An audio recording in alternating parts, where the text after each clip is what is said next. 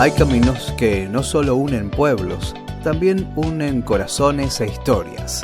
La avenida que conecta Capiobí con Ruiz de Montoya es uno de esos lugares especiales.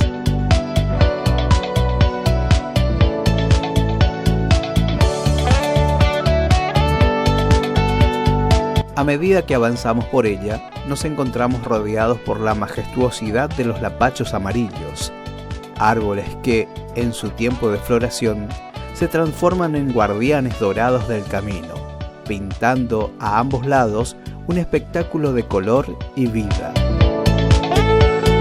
Es un paisaje que invita a detenerse, a contemplar, a respirar la belleza de nuestra tierra. Cada pétalo que cae sobre la ruta parece marcar el ritmo de un viaje que es mucho más que un traslado. Es una experiencia, una bienvenida, una postal que nos conduce hasta el corazón de Ruiz de Montoya.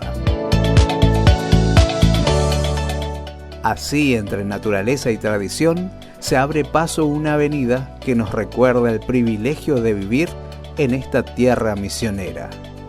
Así damos comienzo al programa de hoy. Bienvenidos.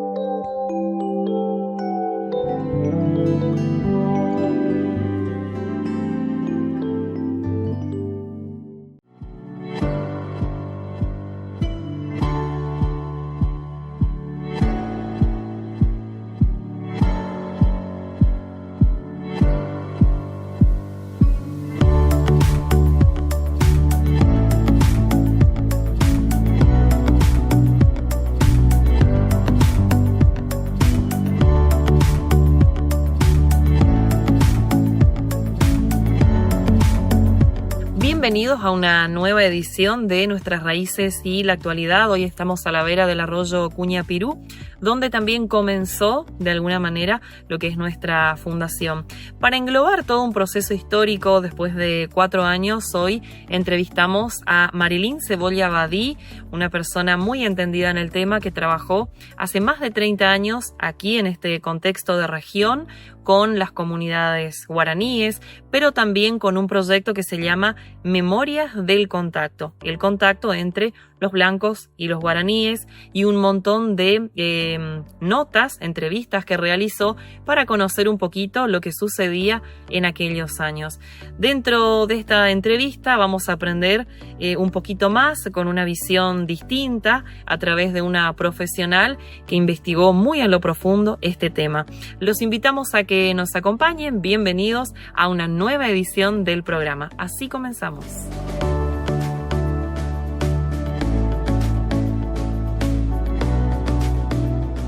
Con una entrevista diferente, hablando un poquito del contexto, si se quiere decir, dentro de la historia, de los inicios también, aquí en Colonia Cuñapirú. Así que agradecemos a una persona que quizás no conocen, pero la van a conocer ahora, Marilyn Cebolla Badí. Muchísimas gracias por tu tiempo y porque dentro de esta visita que haces desde hace muchos años a Ruiz de Montoya, también quisiéramos que nos compartas un poquito el porqué de las visitas y a qué se debe. Hola, ¿qué tal? Muchas gracias. Un placer para mí. En realidad, además en este lugar tan hermoso, rodeado de naturaleza, con el arroyo Cuñapirú de fondo.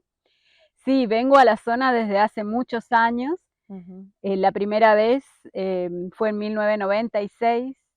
Bueno, antes que todo quisiera explicar que soy antropóloga social, doctora en antropología por la Universidad de Barcelona, pero mi carrera de base la hice aquí en Misiones, en la Universidad Nacional de Misiones, en la UNAM, la licenciatura en antropología social, y bueno, y más tarde hice mis posgrados en la Universidad de Barcelona, pero siempre en contacto con mi provincia, haciendo acá el trabajo de campo para los proyectos de investigación que siempre me han interesado, he seguido una línea.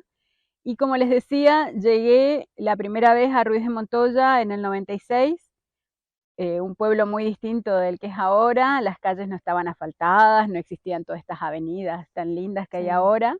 y me había invitado justamente Mariana Mampay, porque se estaba llevando a cabo un proyecto de investigación en la comunidad de Tacuapí acerca de la tuberculosis, la incidencia de tuberculosis, que había mucha y sigue habiendo lamentablemente, y también un proyecto acerca de las parasitosis intestinales y los conocimientos indígenas acerca de estas enfermedades y si había algo en su farmacopea que ayudara a combatirlas. En esa época, bueno, esto fue un proyecto financiado, organizado desde la Iglesia Evangélica Suiza. En aquellos años el pastor era Hans Wixel y teníamos reuniones, me acuerdo que también estaba Regina, en su veterinaria, teníamos algunas reuniones Regina ahí. Haller, su esposo, Alberto Huber. Y así conocí a Bárbara Schoch, que estaba en el grupo de ayuda a los aborígenes. Pensemos que en aquella época yo era una estudiante de la licenciatura, con muchas inquietudes, pero bueno. Muchas preguntas. Sí, vine invitada, aquellas primeras veces paraba en la casa de Mariana. Empecé el trabajo de investigación, pensemos el año 1996, no había toda esa gran cantidad de proyectos que hay ahora, de gente recorriendo las comunidades, etcétera. Por suerte en Tacuapí me recibieron, estaba todavía la vieja escuela, la profesora, la única maestra, era Liliana Mabel Rockenbach, si mal no recuerdo su nombre, era la única maestra, entonces de todos los grados. Era una casa de madera grande y ella era la encargada de ir a buscarme a la mañana, la acompañaba a la escuela y ahí yo hacía mi trabajo de investigación hablando con la gente. Después, de la comunidad de Tacuapí, muy distinta también a lo que es ahora, más pequeña, las casas más separadas, había mucho más monte. Y al mediodía, cuando Liliana se iba, me llevaba, pero en algunos casos era tan interesante la conversación o lo que me habían invitado a recorrer o a hacer que me quedaba. Y luego, cuando la conocí a Bárbara, Bárbara me invitó a parar en su casa, me acuerdo que su hijo Manuel era chiquito, debía tener 8 o 9 años, y desde entonces empecé a venir a la casa de Bárbara Schoch. Me sentía muy valorada ahí, muy valoradas mis investigaciones. Y bueno, han pasado casi 30 años y sigo viniendo siempre a visitar la Bárbara. Mantengo contacto con todos, con Mariana Mampay, por supuesto. Y bueno, y también yo comencé a ser útil a los indígenas, porque en aquella época Hilario Acosta estaba tomando cursos para ser agente sanitario. Entonces yo lo ayudaba con las traducciones, estudiábamos. No, fue una época muy linda, yo venía muy seguido y también comencé a hacer trabajo de investigación para lo que luego sería mi tesis de grado, ¿no? Bien. Así que he participado también a pedido de los mismos indígenas, por ejemplo en 2010, cuando se produjo este hecho terrible, ¿no? Una verdadera tragedia que fue el asesinato del niño, nieto de don Manuel Acosta, hijo de Máximo Acosta. En aquella oportunidad me pidieron ayuda, yo vine con personas de Buenos Aires, abogados, bueno. A investigar toda la cuestión. Sí, a ayudar en lo que se pudiera, y también hubo otras veces, así que siempre ligada aquí a la zona, al pueblo, a las colonias. Pero creo que hoy lo que te interesa más puntualmente es conocer acerca de otro proyecto de investigación que llevo adelante ya desde hace 20 años, que se llama Memorias del Contacto. Justamente eso también, Marilyn, después de un proceso de investigación con los conocimientos por ahí precarios que podemos tener y mucha gente que estuvo colaborando dentro de lo que es el programa, 4 ciclos, de muchas entrevistas también a personas que pasaron y que fueron contando historias, un poco relacionadas también al contacto con los guaraníes, la historia de vida, bueno, cómo vinieron, la inmigración. Hay mucho que contar y por ahí eso también para que la gente vea de alguna manera que personas estuvieron justamente estudiando eso. O sea, memorias del contacto, qué significa, qué es y qué abarca dentro de todos estos años. Sí, esto surgió porque yo observaba que había muy poca información en la historiografía de la provincia acerca de las primeras relaciones, los primeros contactos entre, sobre todo, inmigrantes europeos e indígenas. Hay gran cantidad de autobiografías, memorias de pueblos, etcétera, donde se los nombra, pero como al pasar, muchas veces son bueno, expresiones de tipo paternalistas, ¿no? Los pobres indios, vestidos con andrajos, pero no cuentan si había algún tipo de relación entre aquellos primeros colonos y los indígenas, que tenemos que considerar que ya estaban.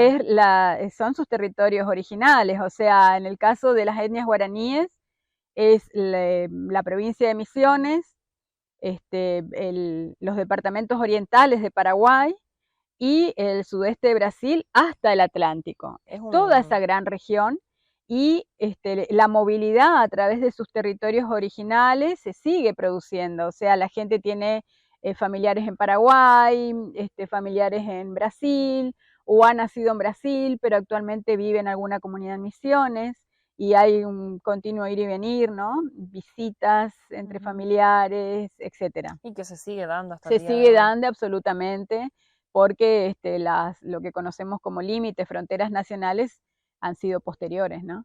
Eso fue a partir del siglo XIX, pero inclusive acá en Misiones, unas fronteras muy permeables, porque se sigue pasando al otro lado simplemente con una canoa, ¿no? Remando, y bueno, la gente lo sigue haciendo. Así que hay un movimiento continuo, estos han sido sus territorios originarios de siempre. Y bueno, y después empieza la cuestión de la inmigración. Me interesa ver 1920, 1960, porque sabemos que en 1919 se fundan en el Alto Paraná los pueblos como Monte Carlo, Puerto Rico, El Dorado, ¿no? Las compañías colonizadoras, Adolfo Schoelm en El Dorado, sí, sí, y Carlos Coolmey, ¿no? En el resto de las colonias. Y ahí sí empieza el avance ya progresivo. Más grande. Claro, el loteo, en fin, poblamiento activo. Entonces me interesaba conocer, porque para otras zonas del país, por ejemplo, la región chaqueña, hay mucha información, hay mucha fotografía, por ejemplo. Mucha fotografía de comienzos del siglo XX, de fines del siglo XIX, y acá no había nada. O sea, si buscábamos a nivel bibliotecas, lo que había en existencia, porque esto empezó en 2005, de libros publicados, y era muy poco lo que había. Escaso, digamos. Escasísimo material, escasísima información. Entonces, se me ocurre, en esas épocas yo vivía en España, pero venía todos los años a Misiones, porque seguía con mis investigaciones acá, venía todos los años 3 meses. La había conocido a Cecilia Galero, historiadora, la había conocido en el programa de posgrado en Antropología Social de la Universidad Nacional de Misiones, y entonces la invito en 2005 a formar parte de este proyecto, de ella como historiadora, y teniendo además un conocimiento profundo de la inmigración, especialmente la inmigración suiza, alemana y alemana brasileña, que es la zona que ha emigrado esta gente, sí, estos contingentes, ¿no? Migratorios. Así que con ella comenzamos el proyecto en 2005. Yo empecé haciendo al principio sola algunas entrevistas en la zona de Monte Carlo, en sus colonias, después acá, en la zona de Ruiz de Montoya y Cuñapirú. Y yo creo que aquellas entrevistas tienen un gran valor, porque muchos de los entrevistados ya no están. Ya no están. Y llegué a entrevistar a gente como el señor Studer, Francisco Studer, que tenía 90 años en aquel momento, totalmente lúcido, y que me contó muchas historias que me permitieron entender un poco cómo fue acá la cuestión, ¿no? De llegar a lugares de selva cerrada, empezar a desmontar, veían a los indígenas, conocían la ubicación de algunas aldeas y qué pasaba, ¿no? En esa situación. He hecho muchas entrevistas, por ejemplo, la señora Erika Vogt de Algarín, perdón, Vogt, sí. su marido, que el señor era paraguayo, entonces también me pudo contar anécdotas muy interesantes de su encuentro con indígenas en la Guerra del Chaco, porque había estado en la Guerra del Chaco. Luego llegué a hacerle la primera sola y la segunda con Cecilia, a la señora Elsa Vogt de Carajal, muy, muy interesante. Que falleció, sí. Marilyn, hace poquito tiempo. Tenía 80 y pico de años las primeras veces que la entrevistamos. Sí. Y como se había criado acá en Cuñapirú, lo que ellos denominaban el fondo, era interesante. La señora Schwerit, que también 2 veces la entrevisté y que como había llegado a esta zona con 13 años, había llegado de Suiza, recordaba muy bien cómo habían sido los comienzos. Como una memoria visual, parte de sus memorias tienen eso de una memoria visual porque detalló muchísimo todo lo que veía. Todo, exacto. De manera muy minuciosa y muy detallada. Y ella me dio información, al igual que la señora Elsa, no era el Vogt de Carajal. Erika, no, esa es la hermana mayor, Elsa, sí, estoy bien. Información acerca de la relación con los indígenas en aquellos primeros años. Y también tuvimos acceso a las fotografías que habían sacado Krumkamp, que fue un agrimensor alemán, creo yo, casado con una de las hijas de Teller, y son fotos inéditas de los años 20 que tienen un gran valor histórico y documental. Y así hemos seguido entrevistando a personas mayores de El Dorado, Monte Carlo, Garuapé, San Alberto, Puerto Rico. Hemos hecho todo un recorrido hasta Jardín América. De toda la región. La región del Alto Paraná. O sea, nos interesa Alto Paraná, de Corpus hasta Iguazú, del río Paraná hasta la Serranía Central. Y hemos hecho una gran parte, ¿no? Tenemos más de 80 entrevistas realizadas. Pero eso es por un lado, es el lado que digo yo, el lado blanco, el lado inmigrante. Pero después está el otro lado, que es el lado indígena. ¿Qué pasó cuando veían llegar estos contingentes? Veían el apeo de los árboles, la deforestación, más tarde los alambrados, ya no se podía pasar por acá, ya no se podía acceder allá. Como que cambió completamente afectó muchísimo su forma de subsistencia, por ejemplo, había zonas comunes de cacería a las que ya no se podía acceder.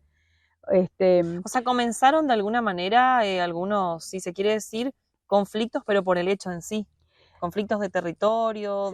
Pero en esta región los conflictos como tales no existieron, como sí en otras partes de Brasil, por ejemplo, porque la estrategia indígena fue la evasión. O sea, se acercaban los blancos y lo que hacían era retirarse. Algunos de los entrevistados me relataron casos de aldeas abandonadas. Y llegaban y las aldeas habían sido abandonadas con los cultivos, con todo lo que había. Sí. Entonces lo que hacían era eso, meterse más al monte, hasta que realmente ya no hubo a dónde ir porque ya no hubo zona aislada. Sí. Y eso se dio en la provincia hasta los años 1960. Fue posible replegarse hacia otras zonas, incluso en los 70, comienzos de los 70. También. Pero luego, bueno, cambió completamente el panorama en la provincia en cuanto a tierras y monte y zonas fiscales y privadas, ha cambiado completamente. Bueno, Marilyn, para la gente que está viendo, mucha información, así que hacemos un breve repasito después y continuamos también sobre estas memorias del contacto que sabemos que a ustedes también les interesan para ahondar, para conocer y entender también el porqué y el origen de algunas cuestiones aquí en la zona. Quédense con nosotros que enseguida continuamos con más de Raíces y Actualidad.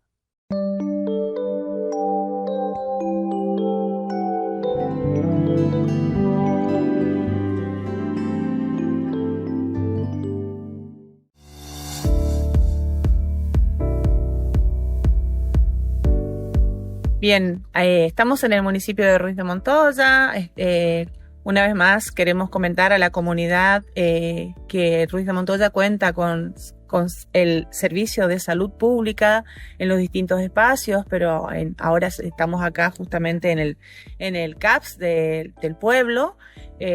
Bueno, contarles de que seguimos trabajando de lunes a viernes, de 7 a 17, con todos los servicios, con una cartilla amplia de servicios que tenemos para ofrecer a la comunidad. Aparte contarles que también continuamos con el trabajo en el CAPS de la colonia Los Teales, en el SIC de la Ruta 7, que son servicios que hacemos semana por semana, y no podemos dejar de contar el trabajo intenso, comprometido dentro de los pueblos originarios del municipio de Ruiz de Montoya.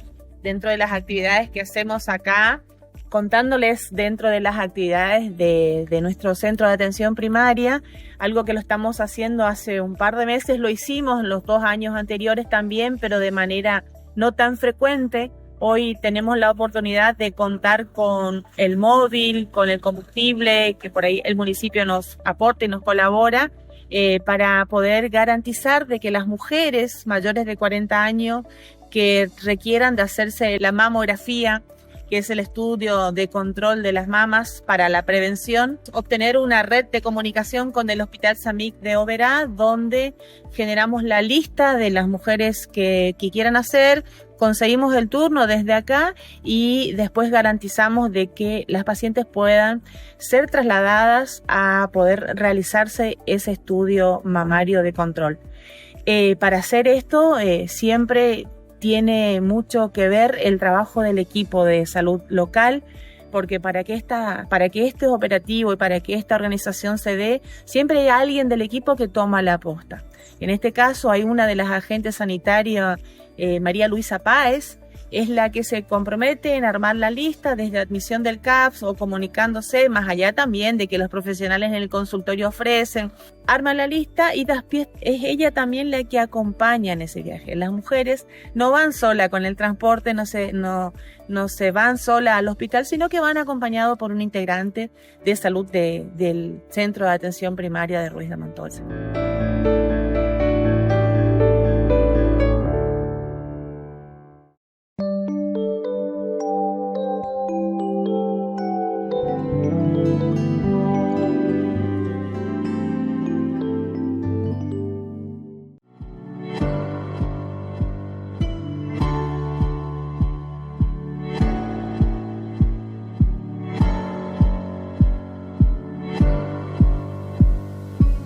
Y así continuamos con nuestra entrevista el día de hoy, con mucha información, charlando con Marilyn dentro de lo que es Memorias del Contacto, ampliar un poquito, bueno, justamente estos contactos, algunas entrevistas que recuerdes. Esta lucha tremenda contra la selva, pero poco se cuenta de las dificultades, ¿no? Y de lo difícil que fue, sobre todo, por ejemplo, para las mujeres, de las que se habla muy poco, aquellas mujeres inmigrantes que muchas veces venían de entornos urbanos.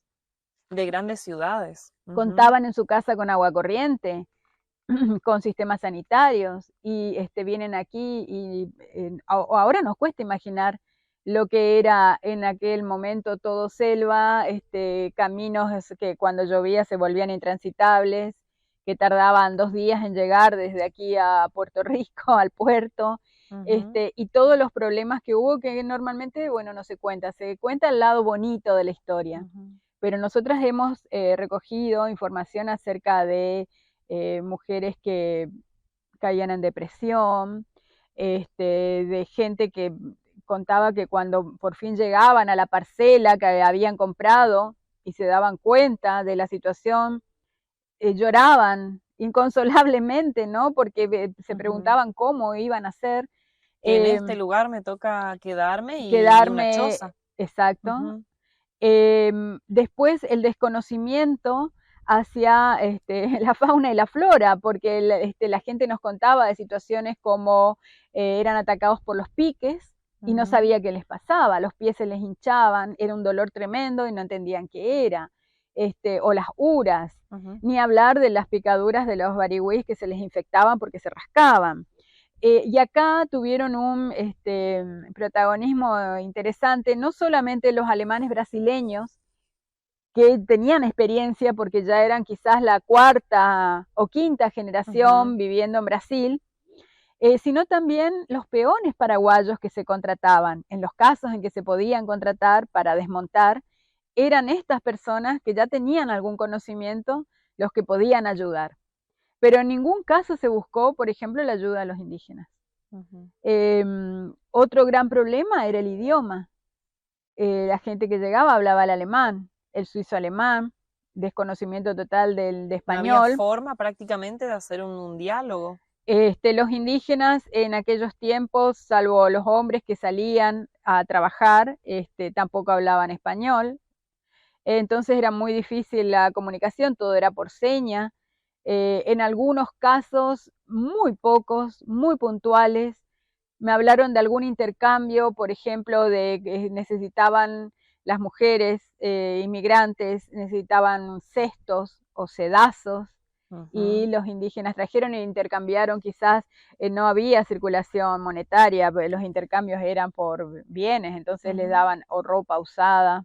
Claro, no conocían el dinero. Lo que por ahí recuerdo, Marilini, te puedo comentar es, entrevistamos a don Nops hace un par de años, y él sí comenta que trabajaron en la chacra de ellos, pero que muchos años después recién le comenzaron a pagar con algo de dinero cuando ya circulaba algún tipo de moneda. Claro, acá había dos problemas al comienzo. Por un lado, que los colonos estaban muy pobres, no había realmente dinero, y por otro lado, que los indígenas en muchos casos eran fáciles de ser engañados porque no conocían muy bien el valor del dinero, monedas, etc.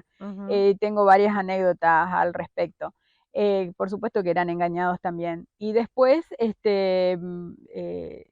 quizás les interesaba más una bolsa de harina, no la harina, la bolsa, porque la bolsa era, en esas épocas las bolsas eran de un material que no era arpillera, era como una tela gruesa, como que algodón. se podía utilizar para vestirse. Sí. Y hay anécdotas, ¿no? Como una persona que me había comentado que una bolsa de harina y le dejaron toda la harina y se llevaron la bolsa, que era lo que realmente les interesaba. Pero ¿esto por qué? Porque eso era harina blanca, harina de trigo, y en esta época había muchas plantaciones en las aldeas de maíz y se hacía la harina de maíz, ¿no? Se pisaban, el mortero, etcétera, y ese era el alimento. Estos alimentos nuevos no eran, o no eran conocidos, o no eran valorados ni les interesaba, ¿no? Realmente en aquellos tiempos, estamos hablando de hace 70 años, 80, sí. Entonces sí, anécdotas de ese tipo muchas, pero también yo quería recalcar este otro lado de la inmigración que casi nunca se comenta, el lado más triste, por ejemplo en el caso de las mujeres, las grandes dificultades. Llegar a una zona en que si se enfermaban, cómo conseguir ayuda médica, cómo conseguir medicamentos. Los mismos partos también. Exacto, el gran peligro del parto, con las muertes, ¿no? Las muertes en los partos o de sobreparto, como se decía, por infecciones, las fiebres. Sí. Hemos recogido relatos muy fuertes acerca de esto, sí, de aquellos primeros años.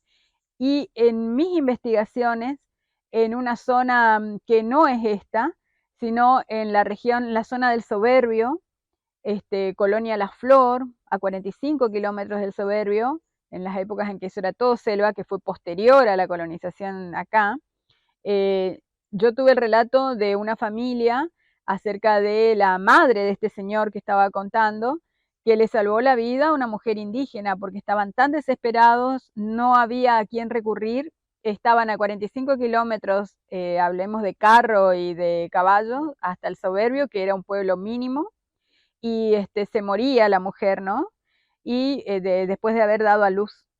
Y entonces, desesperados, fueron a la aldea indígena que quedaba más cerca y pidieron ayuda. Y vinieron mujeres indígenas, entre ellas una anciana, y le salvaron la vida. Le salvaron la vida. Prepararon test, medicación, le hicieron masajes, lograron que saliera la placenta, que no había salido, y era lo que estaba produciendo la gran infección, y le salvaron la vida. Pero son casos muy, muy puntuales, porque no había relación.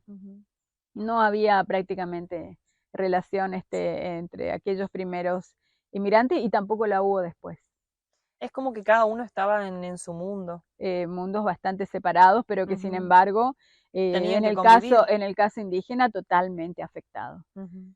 porque ya no se podía circular libremente, las tierras tradicionales fueron ocupadas, se hicieron Ujú. potreros, se deforestó, era cada vez más difícil encontrar un lugar donde hacer los cultivos, porque es el sistema de tala y quema, ¿no? Pequeñas Ujú. parcelas y hacer los cultivos, y que después de un periodo de tiempo, que puede ser alrededor de 7 años, se abandona y se busca otro lugar en la selva, ¿no? Y estas tierras se dejan en barbecho, o sea, se recuperan. Ujú. Quizás se vuelve al mismo lugar después de 40, 50 años, ¿no? Entonces sí, esa es la realidad de nuestra provincia de lo que ha sucedido. Ujú. Cuando se habla, Marilyn, para redondear un poquito la idea también de la entrevista, cuando hablamos de la fundación de un lugar, a veces se busca algo puntual y está mucho en el común de todos nosotros el decir, bueno, llegó primero tal, no sé, se fundó tal lugar primero, no sé, la iglesia, el club. Cuando hablamos de la fundación de un lugar, hay un contexto previo que la gente ahora escuchándote también ya es bueno asimilarlo, que no siempre es la persona, sino que hubo un contexto histórico, hubo un grupo de personas que llegaron a un lugar y desde ahí también partir de la base que quizás se pone una fecha o un año lo más cercano posible, pero que hay un contexto histórico grande y previo. Sí, bueno, esa es una costumbre muy típicamente nuestra, de los blancos, Ujú. de esta cuestión de la piedra fundacional, de la Ujú. fecha, muy importante, y muy europea también, ¿no? Muy típica, de los pueblos y ciudades donde se sabe exactamente qué año comenzó la fundación o la refundación. Ujú. Pero pensemos esta zona específica, la región de los valles, ¿no? Del Cuñapirú, porque son distintos, dicen el valle del Cuñapirú, pero tenemos zonas de serranía, ¿no? Sí. Maravilloso, ¿no? Por suerte en parte está el parque.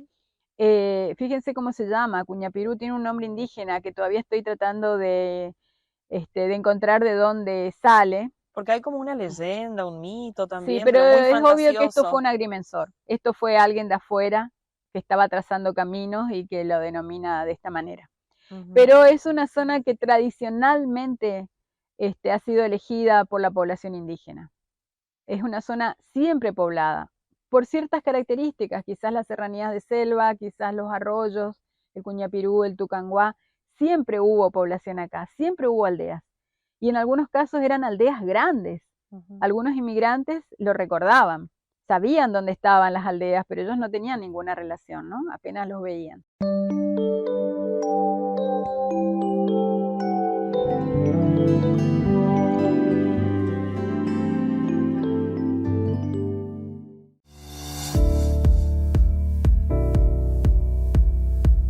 Bueno, desde el área de deportes, pasarles un informe de las actividades que se vienen desarrollando. En primer lugar, el zonal de atletismo de la zona 3 de los Juegos Deportivos Misioneros. Estuvimos el miércoles pasado, el miércoles 3 de septiembre, en la pista de atletismo del Instituto Línea Cuchilla, en lo que fue el atletismo sub-15 de los Juegos Deportivos Misioneros. Agradecer al Instituto Línea Cuchilla, a los directivos que nos abren las puertas, ¿no es cierto?, para este evento todos los años. Ya es tradicional, desde el Ministerio de Deporte nos hacen el pedido, ¿no es cierto?, de que el instituto sea sede de este evento por las instalaciones que tiene y además por la cercanía con Puerto Rico, que tiene su centro de educación física número 9 de la directora Rosana Yunge con su grupo de gestión, también viene a hacer la fiscalización y este año también contamos con la participación de un grupo del profesorado del IPESMI de Jardín América, quienes vinieron a colaborar en el arbitraje de este hermoso evento. Por otro lado, el sábado pasado también el grupo de ajedrez de Ruiz de Montoya tuvo su participación en el encuentro de ajedrez en Noverá, en lo que es en el marco de la Fiesta Nacional del Inmigrante. También agradecer al municipio de Puerto Rico, quien se dio un espacio, ¿no es cierto?, para que el grupo de Ruiz de Montoya pueda viajar en su transporte. Así que agradecer a ellos, agradecer al profesor Rodolfo también por estar atento a todos estos eventos y que el ajedrez de Ruiz de Montoya siga creciendo. con la participación del señor intendente de Ruiz de Montoya, don Víctor Fogel.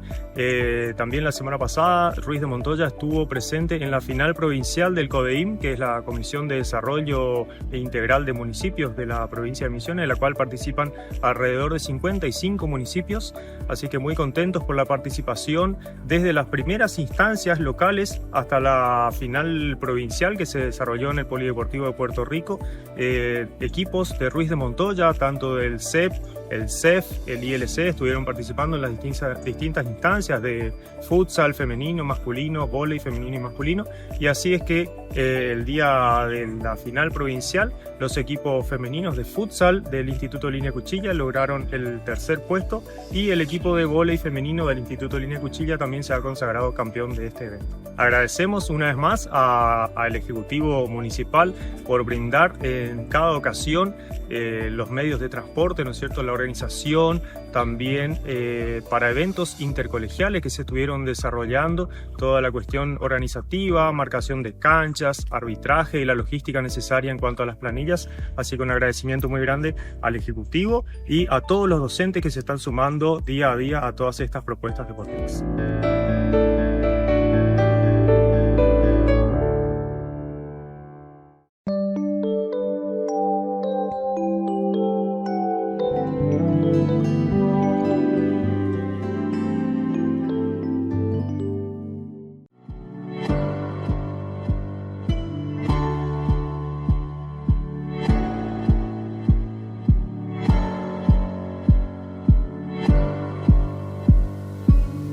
Otra cuestión que quiero resaltar, y vuelvo a lo de la fundación, es que todos mis entrevistados, personas ancianas y que la mayoría ya no están, recalcaban el hecho de que se sentían muy tranquilos con los indígenas, porque no tocaban un alfiler.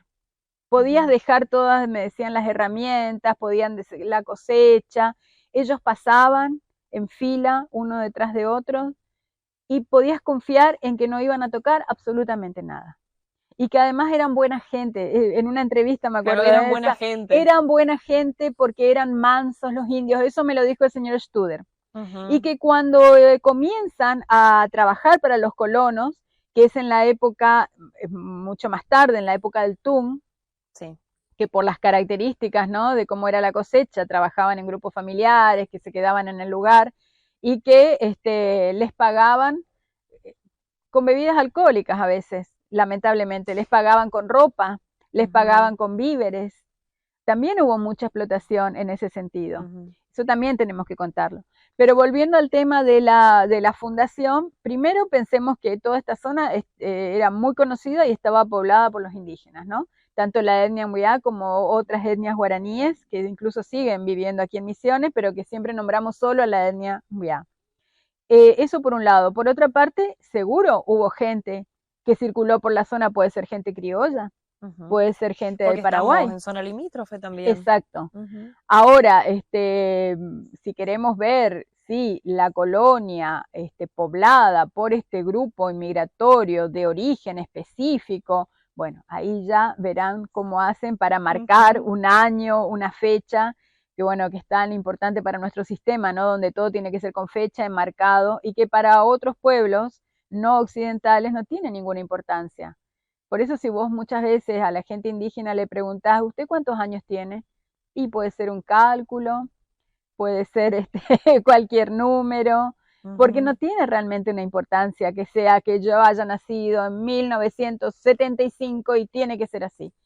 Incluso en las partidas de nacimiento estas que hace que ahora ya no, pero en los años 90 para hacer el DNI, se ponían las fechas aproximadas y no tenía mucha importancia, lo cual después trajo muchos problemas, ¿no? Bueno, sería largo de explicarnos en estos casos de chicas que tenían sus bebés o que ya estaban viviendo en parejas, eran más grandes de lo que decía el documento, claro. Entonces, por el desfasaje de... Sí. Pero sí, bueno, hay muchísimas cosas para comentar. Yo la verdad es que me siento muy contenta de haber podido hacer esas entrevistas, ¿no?, con gente tan agradable, y son muchísimas, y están al servicio de quien quiera seguir investigando, porque cada una de estas entrevistas fueron grabadas y después personalmente hice la transcripción minuciosa son páginas y páginas, porque en algunos casos duraba más de una hora quizás la grabación. Sí. Y nada, decirles que también desde hace varios años el proyecto Memorias del Contacto está inscrito en la Secretaría de Investigación y Posgrado de la Facultad de Humanidades y Ciencias Sociales de la UNAM, y que conformamos un grupo donde hay tesistas, becarios de CONICET, que siguen investigando. Que seguimos, digamos, porque hay gran cantidad de información que aún está sin procesar, y porque los tesistas y becarios que conforman también el grupo tienen sus propias investigaciones, que pueden ser muy distintas, ¿no? Sobre temas indígenas, pero otros temas de educación bilingüe intercultural, tema de historias de las mujeres en la inmigración en la zona de Monte Carlo, es otro de los temas. Tenemos una arqueóloga que trabaja toda la cuestión de la alfarería, que de paso les cuento jesuítica. Guaraní, y que eran las mujeres las que tenían todo el conocimiento de la alfarería previo a los jesuitas, y cuando se instalan las misiones, los jesuitas traen el torno, ya es algo mecanizado y hecho en gran escala, y entonces trabajan los hombres, y la mujer queda relegada en ese sentido en la alfarería. Bueno, eso está estudiando mi becaria arqueóloga. Así que nada, para comentarles también cómo se hace ciencia, ¿no?, en la Universidad Nacional de Misiones, y cómo estos temas son tan importantes. Cuestiones que a veces parece que uno no le da importancia, en la por zona, desconocimiento. Exacto. Entonces, por ejemplo, las familias que guardaron las fotografías y que entonces nosotros podemos escanearlas, que se puede trabajar a partir de eso, es algo sumamente valioso, porque con Cecilia Galero hemos llegado a veces a algunas casas para hacer una entrevista y los descendientes nos dicen: no, quemamos todo, había tanta cantidad. Y ocupaba lugar. Sí, o los pusimos todo, me acuerdo en un caso, debajo de la casa, no era el sótano, sino era debajo de la casa, y claro, la humedad, pudimos rescatar parte de aquello, pero la humedad había estropeado todo el resto, ¿no?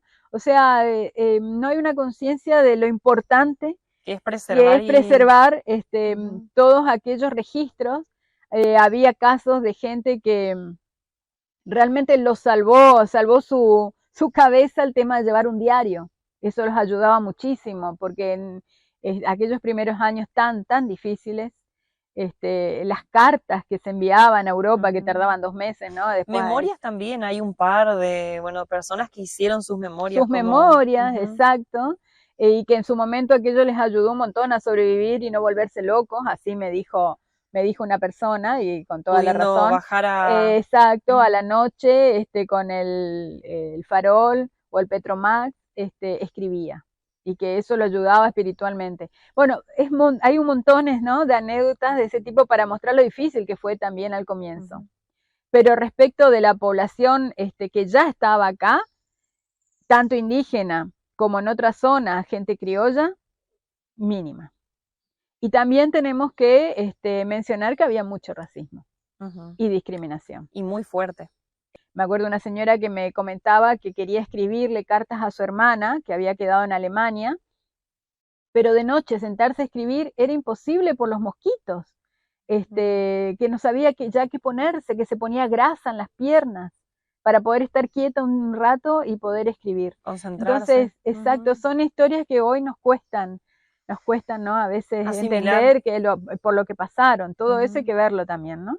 Pero importante poder charlar y repasar, y qué lindo que, bueno, en todos estos años también ustedes hayan hecho este proyecto, que hayan podido hacer tantas entrevistas previas a tanta gente de la zona, y también agradecerte, porque hace, bueno, varios años también tenemos esta amistad, y de alguna manera también colaboraste muchísimo con la historia nuestra, y varias otras personas que de alguna manera reconstruyeron, quizás con aciertos y errores, nuestra fundación, nuestra historia, y poner en valor no solamente todo lo lindo que de hecho fue, y fue muy loable, todo lo que los inmigrantes y la gente de la zona logró, sino también poner en la balanza que no todo fue felicidad y alegría, sino que hubieron hechos muy trágicos, muy tristes, que cuestan contarlos, pero que forman parte también de la historia, y de la historia de muchas familias, y que seguimos escuchando en estos diálogos por ahí de generación en generación. Así que agradecerte el tiempo.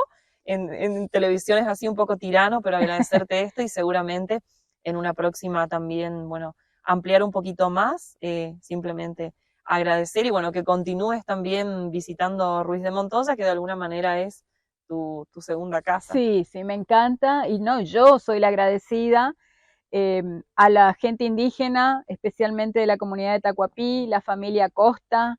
Lo recuerdo siempre a don Gregorio González, que aprendí tanto con él. Entonces, por un lado, sí, las familias indígenas, y por otro lado, las familias de inmigrantes que también me recibieron en sus casas y con toda paciencia, comentándome, mostrándome lo que tenían de fotos, de papeles, etcétera. Así que no, yo la verdad que a Ruiz de Montoya y Cuña Pirú le estoy muy agradecida y siempre voy a seguir viniendo. Bueno, muchísimas gracias por este tiempo y nosotros así cerramos también el programa de hoy charlando con Marilyn Cebolla Badí. Todo este tiempo de investigación y de entrevistas que de seguro a ustedes también les habrá gustado, y cuando andes por Ruiz de Montoya también pueden charlar porque es una persona muy, muy predispuesta al diálogo. Así cerramos el programa de hoy. Muchísimas gracias.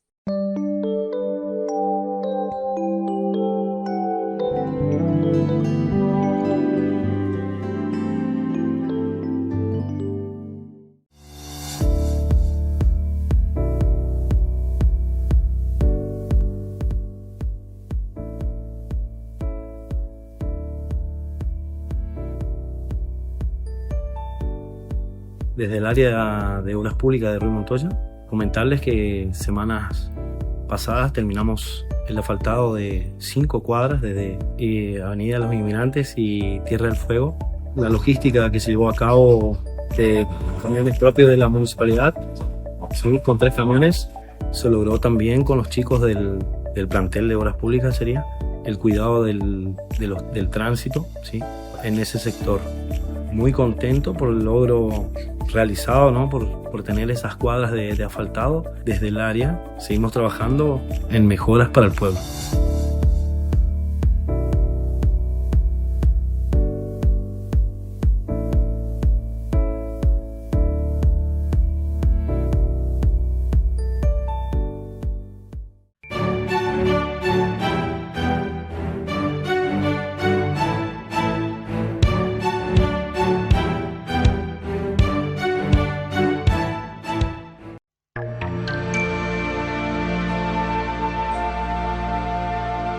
Una foto, una historia. El día de hoy recordamos el inicio de los aserraderos en la zona de Cuña Pirú y en la zona de Línea Cuchilla. Los aserraderos, los encargados hasta el día de hoy de trabajar con la madera, con la cual se construían las diferentes casas, hogares y galpones para la primer vivienda y el lugar de trabajo de las diferentes familias. Al día de hoy tenemos muchas casas que se mantienen en pie y también nuevas que se van construyendo. De la nobleza del monte, la madera, árboles inmensos que eran aserrados con diferentes técnicas que se fueron modernizando para tener en la actualidad aserraderos modernos, una de las actividades primarias para todos aquellos que llegaban a esta zona de la selva misionera. Una foto, una historia, los aserraderos.